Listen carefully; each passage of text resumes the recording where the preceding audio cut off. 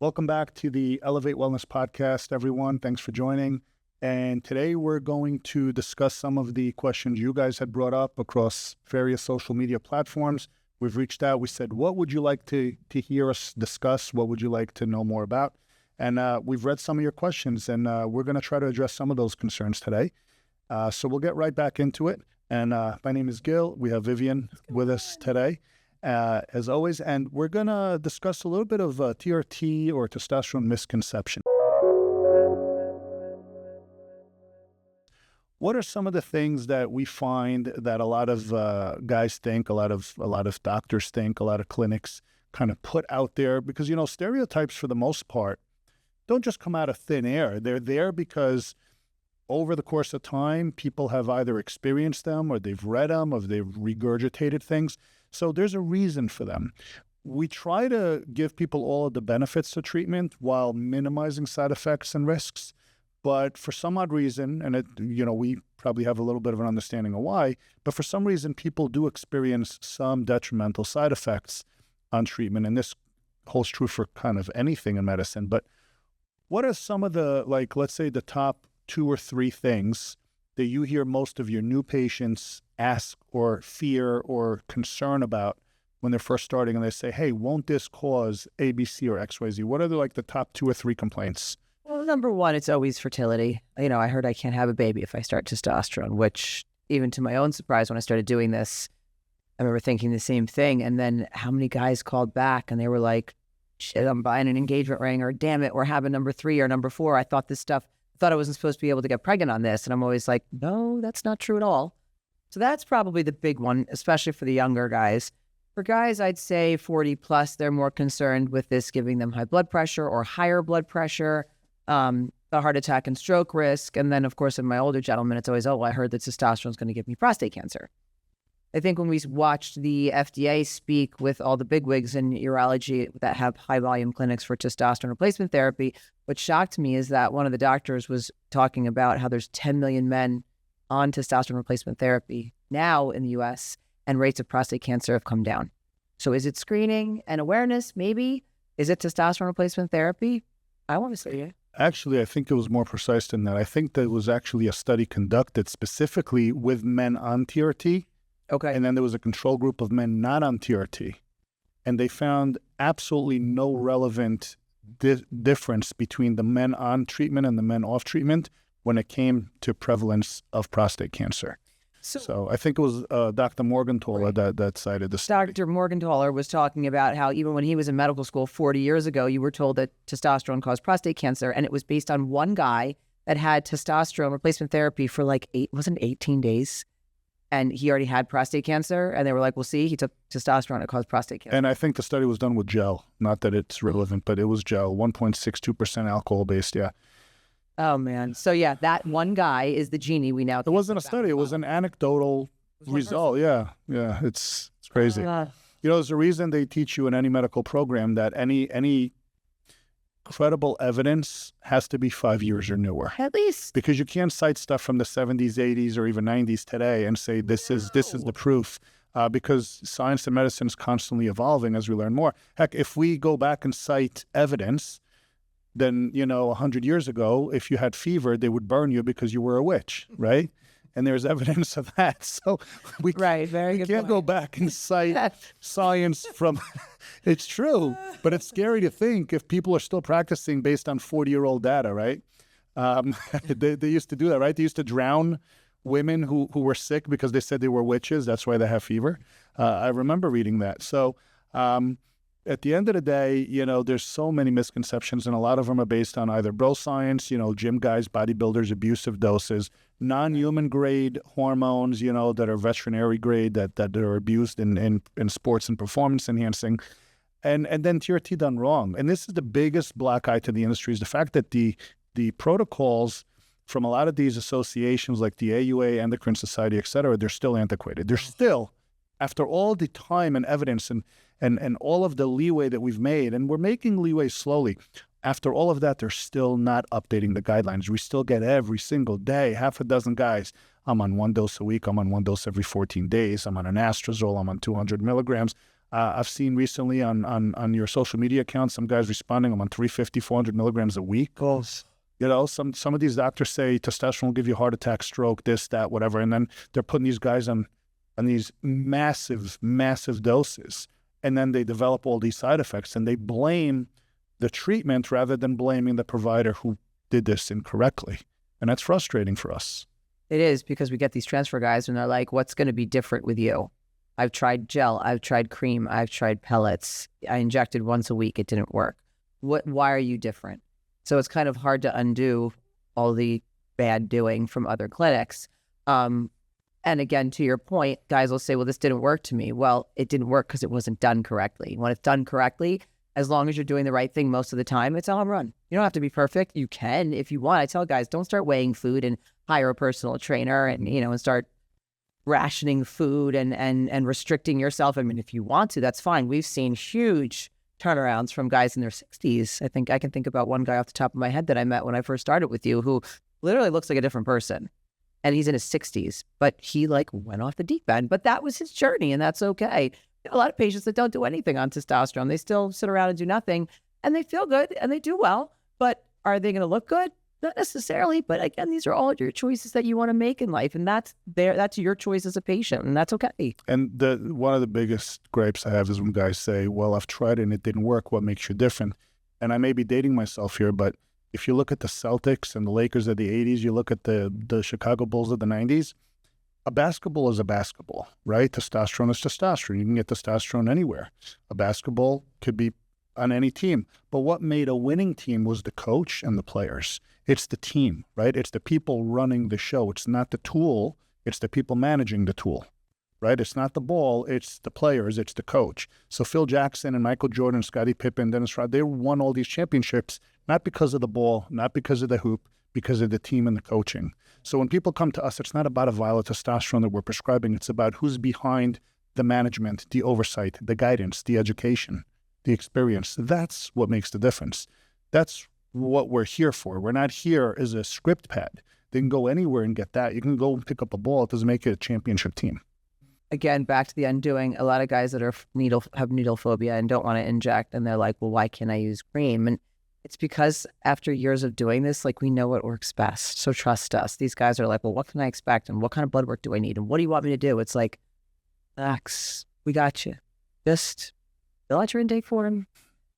All us, pick up when we call us. We'll make you the appointment, and let's just get down to business. I get some of these guys that jump on the phone with me, and they just want to and I get it. You're anxious, you want to feel better, and you see people that have good results, and we're all flooded with social media images that are mostly untrue. But people are so anxious to get started and they want to feel better. So they just kind of are like, regurgitating all of this information to me. I'm like, oh, I need a clinical picture of you first before I can even start thinking about what we're going to do instead. Like right away, they're like, well, how much do you want me to be on? I'm like, I need to look at your stuff. Just like, I don't know. Need to have a conversation. How long have you been on? How much were you on? How tall are you? How much do you weigh? What are some other things that are going on in your life? There's a lot more to this than just, okay, take 2 shots a week at this much. Mm-hmm. When it comes to hypertension, right, elevated blood pressure, a lot of guys' concern is, hey, TRT elevated my blood pressure. Again, TRT done wrong could be a nightmare. TRT done right is a godsend. Oh, yeah. The difference between right and wrong is a very thin line. It's literally just choosing the correct manager, the correct coach, which essentially is your provider. When you start TRT, if you are obese, if you have comorbidities, if you have diabetes, if you have pre-existing hypertension, dyslipidemia, or any of these metabolic factors that are basically leading you down a path of hypertension, chances are your lifestyle is poor. Chances are your diet is poor. Your exercise activity is lacking. As a result, you're already a high risk for hypertension. Now you're adding in something, and most often done incorrectly in terms of dosing, frequency, protocol, etc., not to mention all these ancillary medications that they're putting these guys on in most of these clinics. You're creating a scenario where you're increasing a sex hormone, essentially a steroid, which increases all other steroids, including corticomineral steroids like aldosterone. You reabsorb sodium in the kidneys. With that comes water retention. You start to develop what's called hypervolemic hypertension, which you have more intravascular fluid. And now you're still eating a crappy diet of high sodium, preservatives, etc. And then your body wants to dilute that sodium by retaining more water. and then you start to third space and spill out, you're bloated and you're constantly, and you say, I gained 10, 15 pounds, and you're wondering why you're red-faced and hypertensive, and you blame testosterone instead of blaming poor lifestyle, poor management, lack of education from your provider, lack of proper protocol. When done right, and you make changes at the same time, not just make a change by, hey, I started a new treatment, but I'm also making changes that my provider educated me on nutrition, on sleep, on exercise, etc. Now, over the course of time, you're increasing nitric oxide, you're increasing endothelial health, you're increasing your ability to vasodilate. Now you're reversing hypertension and minimizing the risk of elevated blood pressure.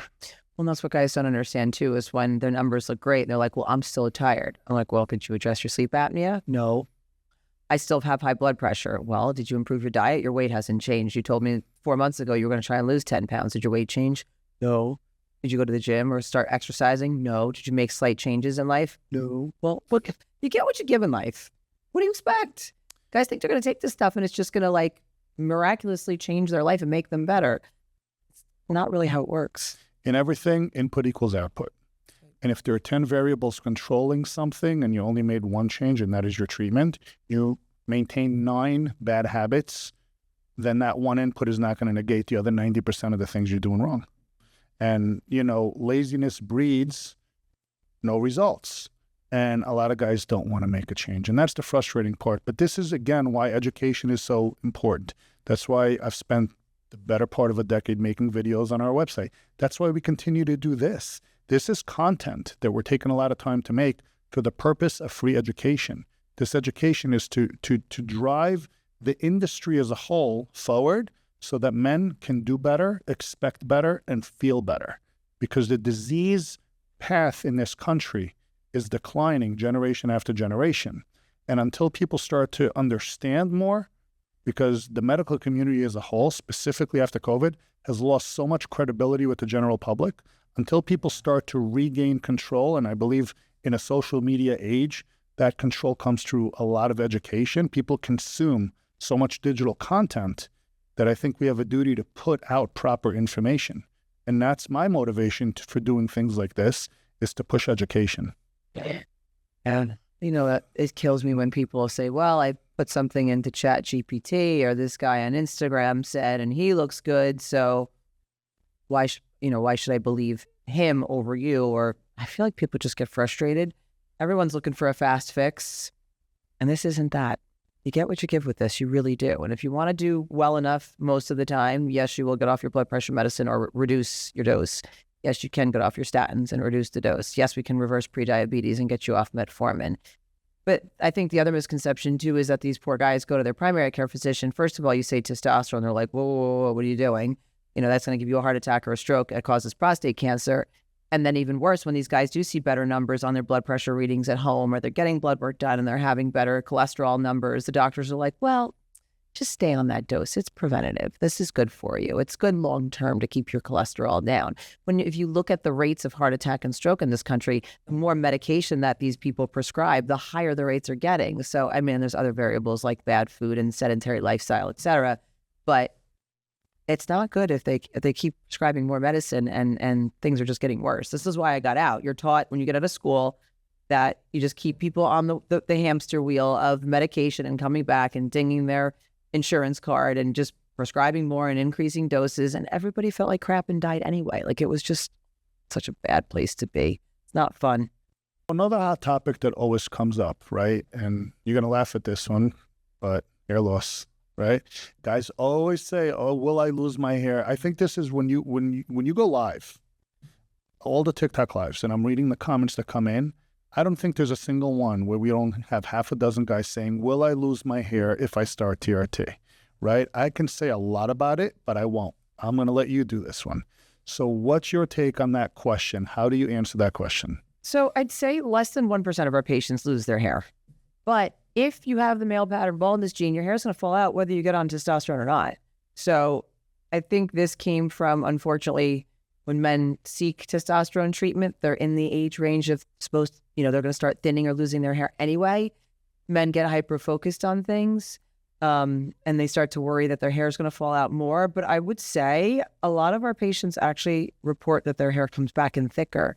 I almost think it's the same as like when a woman has a baby, you know, all your hair, you're in the shower and your hair's coming out in clumps and you're like, oh my gosh, I'm going to be bald. But it's a hormonal change. And then when the hormonal change is over, your hair is like more beautiful than ever. So I'd even liken it to that. A lot of guys are like, I noticed the hair on my arms is coming back. And like, I noticed the hair on my legs is coming back. My shins were shiny like I was when I was a kid. And I'm like, right, because you had low testosterone. It's like you're going back to when, you know, before you went through puberty, through pubescent ages.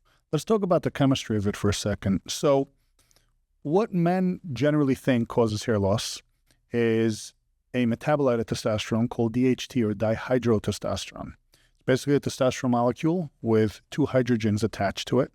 And the way that is formed is via a process using an enzyme called 5-alpha reductase. And that enzyme grabs two hydrogens and attaches it to the molecular structure of testosterone, and it is actually more potent and more androgenic than testosterone itself. It's also the hormone responsible for male puberty that converts a boy into a man.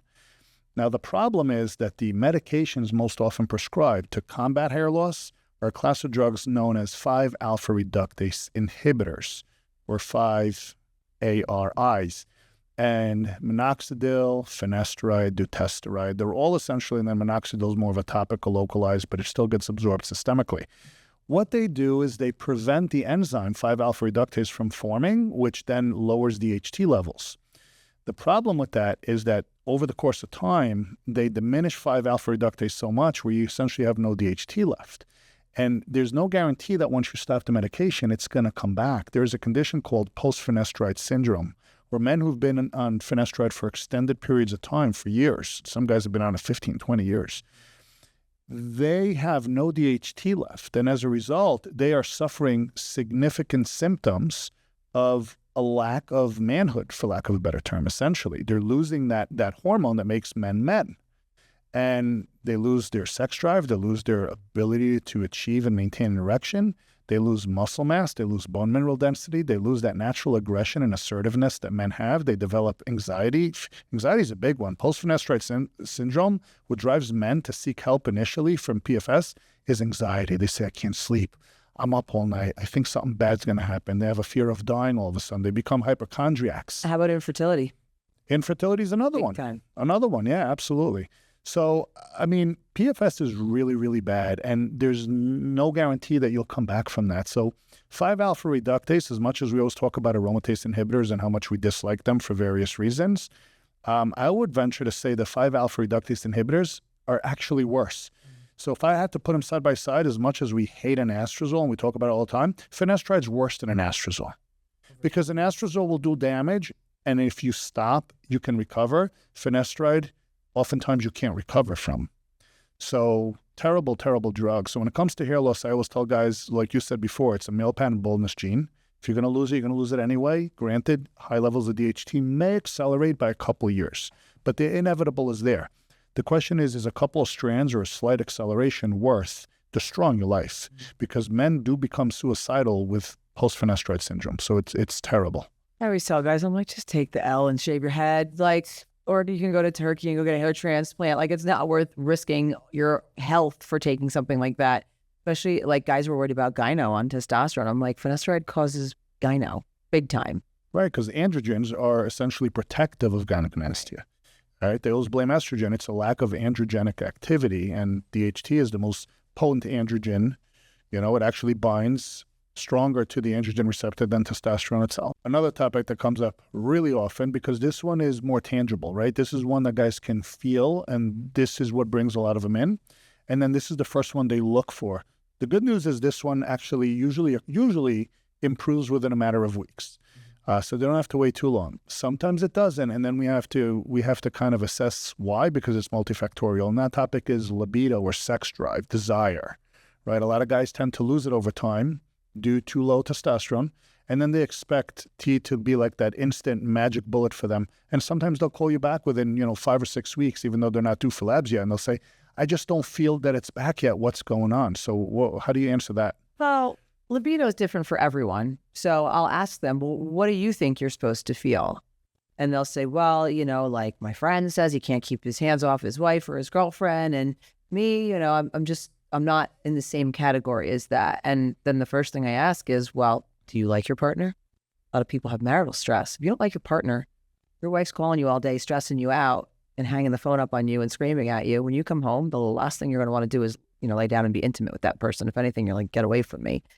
So that's part of it. And I think the over glamorization of libido and testosterone on social media, like guys think they're going to be having, wanting to have sex 3 times a day, every single day, and that they're just going to be this like sex crazed maniac. And when that doesn't happen, I think there's a level of disappointment. And sometimes that does happen, but I'd say it's rare. A libido boost definitely helps. I remember I had this phone call with this one guy. This is when I first started working for you. And he was upset. He's like, I used to be able to have sex 3 times a day, no problem. And now I can only have sex twice a day. My libido stinks. I was like, I'm sorry? Like, most guys are happy if they do it 3 times a week, let alone 3 times a day. I'm like, do you work from home? Like, where do you have time to do all this stuff? So, but that was normal to him. And then other guys are, they go from having sex 3 times a year to having sex a few times a week, and they're ecstatic. So, and anywhere in between that spectrum. So there's such a broad range of what people believe is appropriate libido. Yes, you can see improvements in libido. If you don't, we talk about, stress. Guys will say, oh, I have no libido. We just had our 3rd baby. I'm like, you shouldn't have a libido. You're up all night and you're tired. Like, and you have 2 other kids in the house. Or, we just moved, or there was a death in the family, or I changed jobs, or I lost my job. I have no libido. Well, life factors can really affect libido. So if something stressful is going on in your house, you may not want to be intimate just yet. It'll pass, but, I guess realistic expectations are a lot of what we manage too. I know you weren't here then, but when I had the most amount of calls of lack of libido complaints? 2020 to 2022. Yeah, look what's going on. COVID. People were quarantined. People were together all day. The world was coming apart. There was shortages of food at the supermarket. You can even buy toilet paper, right? People who were used to, working all day and then seeing each other for an hour or 2 at night for dinner are now spending months and years together, stressed, running out of money, running out of food. Everything's closed. You got to wear masks to go. You can't socialize with your friends. Your kids are homeschooled.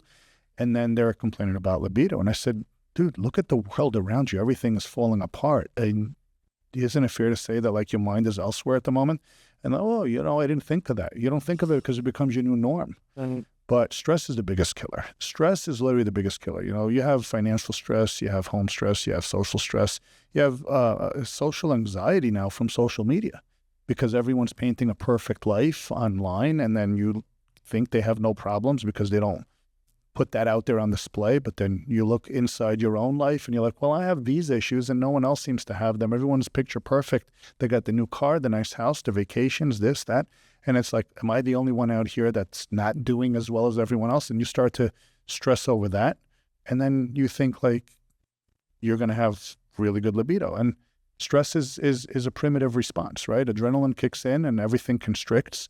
Erection quality goes down, desire goes down. So guys have to not discount these things and not think that testosterone is a magic pill.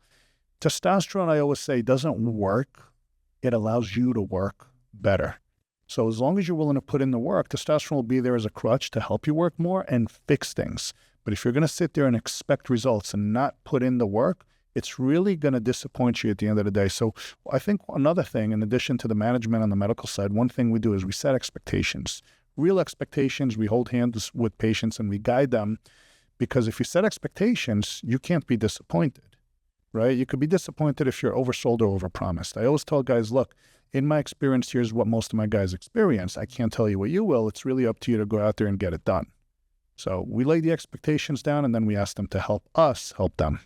Now, if libido is still lacking and everything seems to be okay, that we do have some additional management tools we can help with prescribing medications or other things like that. So it's not like it's a done deal if you don't have an improved libido and you're on testosterone in the beginning. Sometimes things take time. I always tell guys, you got to give it 4 seasons, give it a full year. If it's not what you thought it would be, you stop, your body goes back to wherever it was supposed to be at that point in time, and then you continue with your life. But if you think in 3 months you're going to make a 180, you're going to be let down.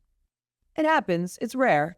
But as men age, and I experienced this in practice with my COPD patients that kept coming back for the same problem, my heart failure patients that would come back every month same problem. I knew them all by their first name. I knew their family members.